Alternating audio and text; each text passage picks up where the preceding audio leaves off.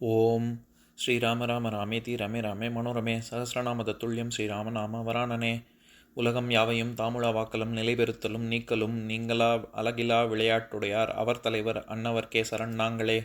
எத்திர எத்திர ரகுநாத கீர்த்தனம் தத்திர தத்திர கிருத்தமாஸ்தகாஞ்சலிம் வாஷ்பவாரி பரிபூர்ணலோச்சனம் மாருதிம் நமது ராட்சசாந்தகம். அஞ்சிலே ஒன்று பெற்றான் அஞ்சிலே ஒன்றை தாவி அஞ்சிலே ஒன்று ஆறாக ஆரியர்க்காக ஏகி அஞ்சிலே ஒன்று பெற்ற அணங்கை கண்டு அயலாரூரில் அஞ்சிலே ஒன்றை வைத்தான் அவன் எம்மை அழித்துக் காப்பான்.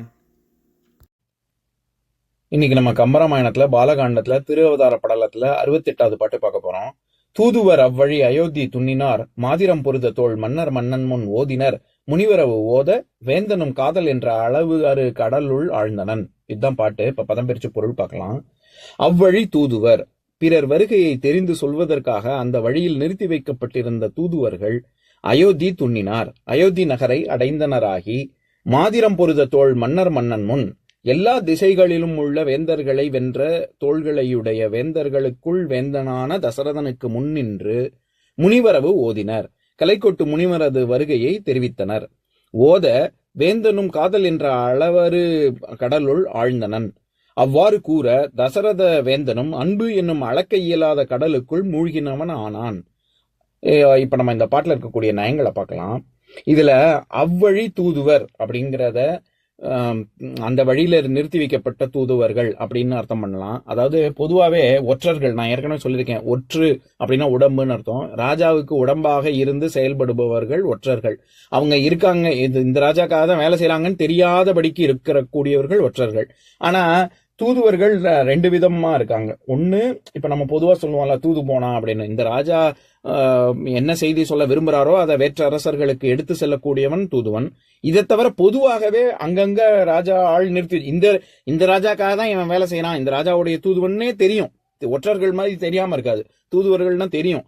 அப்படி அங்கங்க நிறுத்தி வச்சிருப்பான். அங்க நடக்கக்கூடிய நிகழ்வுகள் அடுத்து ராஜா வர்றதுக்கு முன்னாடி அந்த தூதுவர்கள் வந்து சொல்லுவாங்க.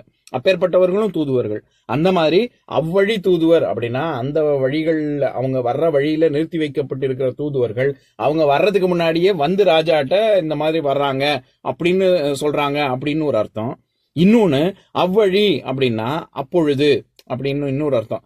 இதற்கு கொண்டு கூட்டி படிக்கும் பொழுது வேந்தனும் காதல் என்ற அளவரு கடலுள் ஆழ்ந்தனன் அவ்வழி அப்படின்னு அந்த அவ்வழி இங்கே கொண்டு கூட்டியும் படிக்கலாம். அப்படின்னா அந்த சமயத்துல, அவர் வர்ற சமயத்துல தூது வந்து இந்த மாதிரி வராங்க, கலைக்கொட்டு முனிவர் வராரு அப்படின்னு சொல்லும் போது தசரதனுக்கு ஒரு என்ன சொல்றது, ரொம்ப அன்பு கடலுக்குள்ள அவன் குதிச்சு மூழ்கின மாதிரி ஒரு அந்த சமயத்துல அவனுக்கு தோன்றியது அப்படின்னு அவ்வழின்னா அந்த சமயம் அப்பொழுது அப்படின்னு அர்த்தம் பண்ணலாம்.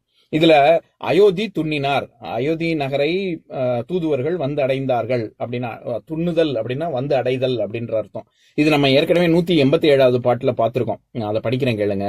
வடவரை குடுமியின் நடுவன் மாசரு சுடர்மணி மண்டபம் துண்ணி நான்முக கடவுளை அடி தொழுது அமர கண்டகர் இடிநிகர் வினயம் இது இயம்பினான் அரோ அப்படிங்கிற பாட்டுல தேவர்கள், சிவபிரான் இவங்க எல்லாரும் மேருமலையை வந்து அடையும் போது இவர் பிரம்மாவும் அந்த நடுப்பகுதியில இருக்கக்கூடிய மேருமலையில நடுப்பகுதியில இருக்கக்கூடிய மண்டபத்தை வந்து அடைந்தார் அப்படின்ற இடத்துல சுடர்மணி மண்டபம் துண்ணி அப்படின்னு வருது இல்ல.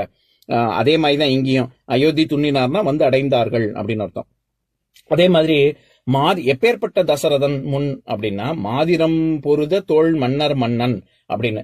நான் ஏற்கனவே 208வது பார்க்கும்போது மாதிரம்னா என்னன்னு சொல்லியிருக்கேன். அந்த 208வது பாட்டை படிக்கிறேன் கேளுங்க. ஈது முன் நிகழ்ந்த வண்ணம் என முனி இதயத்து எண்ணி மாதிரம் பொருத தின்தோள் மன்ன நீ வருந்தல் ஏழு பூதலம் முழுதும் தாங்கும் புதல்வரை அளிக்கும் வேள்வி தீதர முயலின் ஐய சிந்தை நோய் தீரும் என்றான் அப்படிங்கிற பாட்டுல இதே மாதிரம் பொருத தின்தோள் மன்ன அப்படின்னு வசிஷ்டர் தசரதனை அட்ரஸ் பண்றாரு. அப்பவே நான் சொன்னேன்னு நினைக்கிறேன். மாதிரம் அப்படின்னா மகாதிஷ அப்படிங்கிற சமஸ்கிருத சொல்லேருந்து வந்ததுதான். மகாதிஷன்னா நம்ம காம்பஸ் இருக்குல்ல, அந்த காம்பஸ் எப்பவுமே இது நார்த் நோக்கி தானே, வடக்கு நோக்கி தானே காமிக்கும்.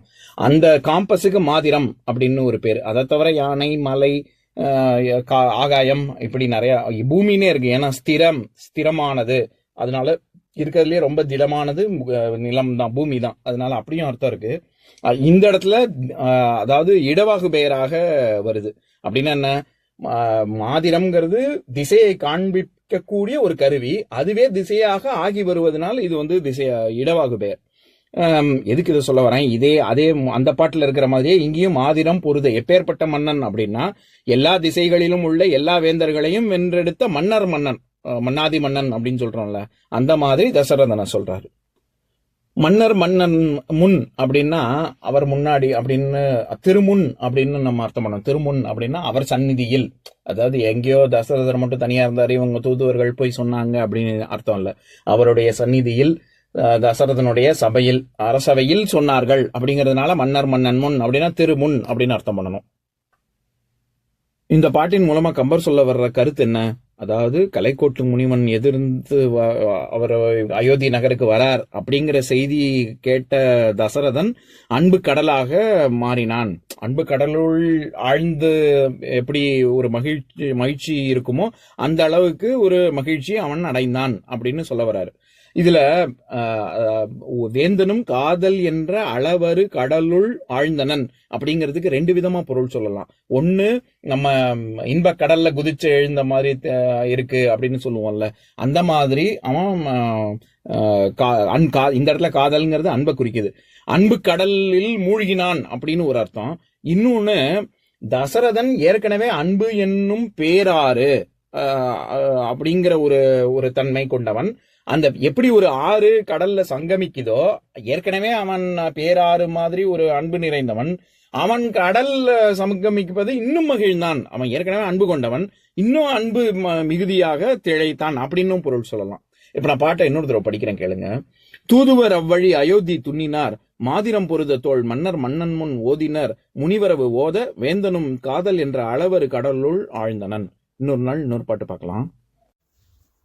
ஓம் शान्ताकारं भुजगशयनं पद्मनाभं सुरेशं विश्वाधारं गगनसदृशं मेघवर्णं शुभाङ्गं लक्ष्मीकान्तं कमलनयनं योगिहृद्यानगम्यं वन्दे विष्णुं भवभयहरं सर्वलोकैकनाथम्.